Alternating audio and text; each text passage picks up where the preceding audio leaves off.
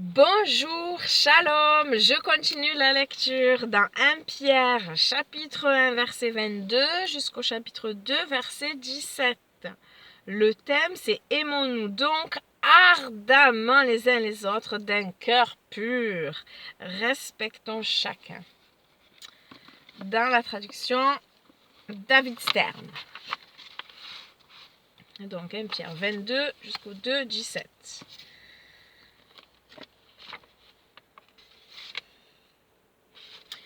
Étant purifiés en obéissant à la vérité, afin que votre amour pour vos frères soit sincère, aimez-vous les uns les autres ardemment de tout votre cœur.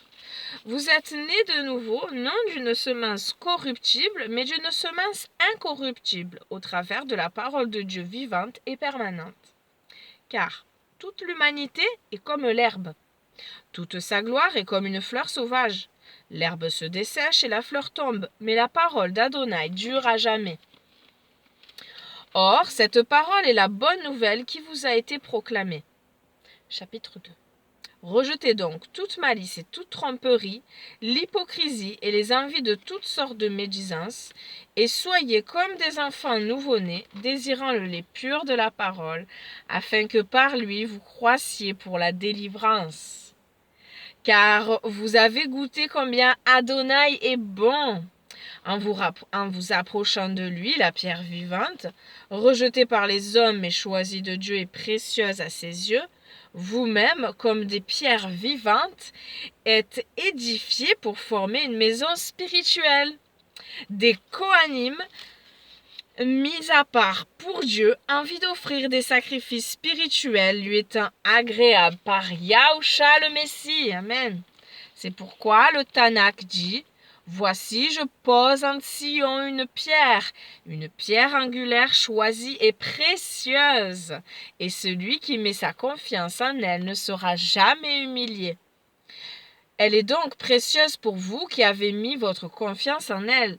Mais pour ceux qui sont incrédules, la pierre qu'ont rejetée les constructeurs est devenue la pierre angulaire. Il est dit aussi de lui qu'il est une pierre d'achoppement, un rocher sur lequel ils trébucheront. Ils se heurtent contre la parole en lui désobéissant, ce à quoi ils étaient destinés. Mais vous êtes un peuple élu, alléluia, les Kohanim du roi, une nation sainte, un peuple acquis de Dieu. Pourquoi? Afin que vous annonciez les louanges de celui qui vous a appelé des ténèbres à sa merveilleuse lumière. Vous qui autrefois n'étiez pas un peuple et qui maintenant êtes le peuple de Dieu, vous qui n'aviez pas reçu la miséricorde et qui maintenant l'avez reçue. Oui, mes chers amis, je vous exhorte comme étrangers et résidents temporaires à ne pas vous soumettre aux désirs de votre vieille nature qui continue à vous faire la guerre, mais à vivre une vie honnête parmi les païens, afin qu'au lieu de vous traiter de malfaiteurs comme ils le font actuellement, ils remarquent vos bonnes œuvres et rendent gloire à Dieu le jour de sa visitation. Amen.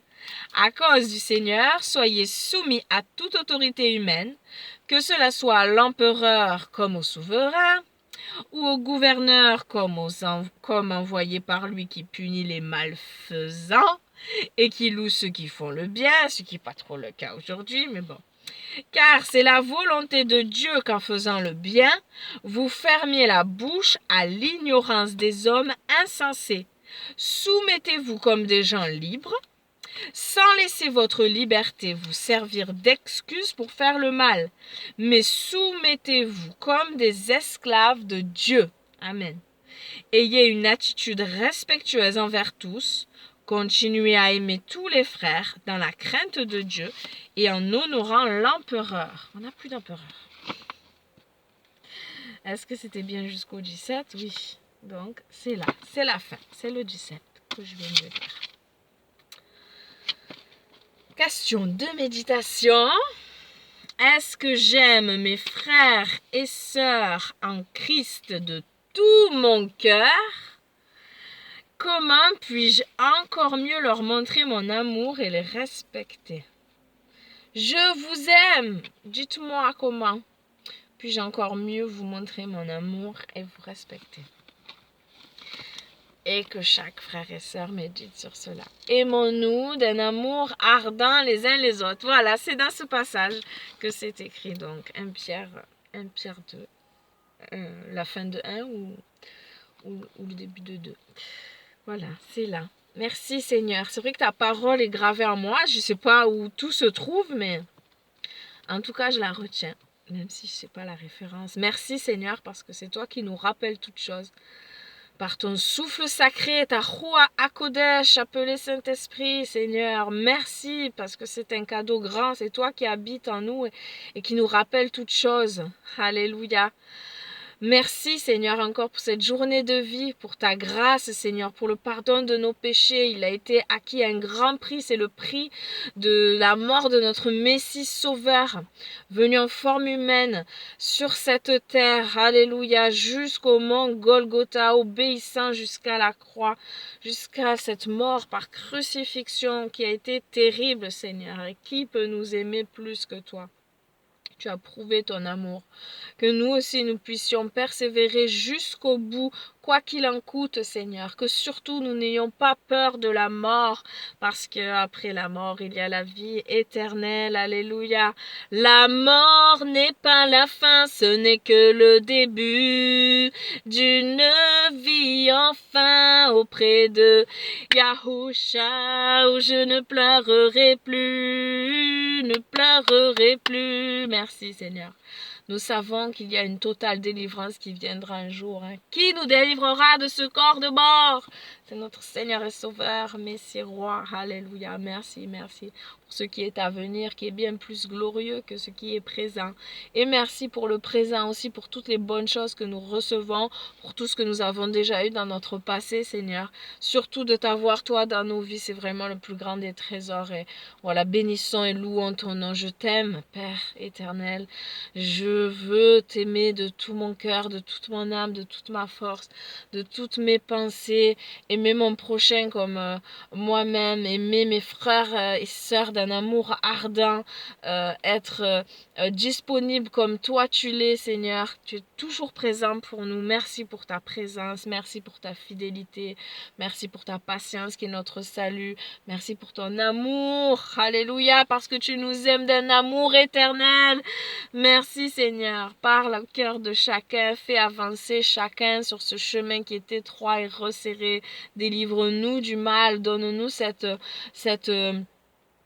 ce vouloir et ce faire pour marcher dans ta justice, dans ta parole qui est la vérité, tes commandements qui sont bons parce que tu n'es pas un père fouettard. Ce que tu nous demandes, c'est que pour notre bien-être. Et si tout le monde suivait tes commandements, nous serions dans un paradis. Oh là là, merci pour ce qui est à venir, le royaume qui est à venir. Parce que quand il s'établira sur cette terre, alors nous serons vraiment heureux, Seigneur.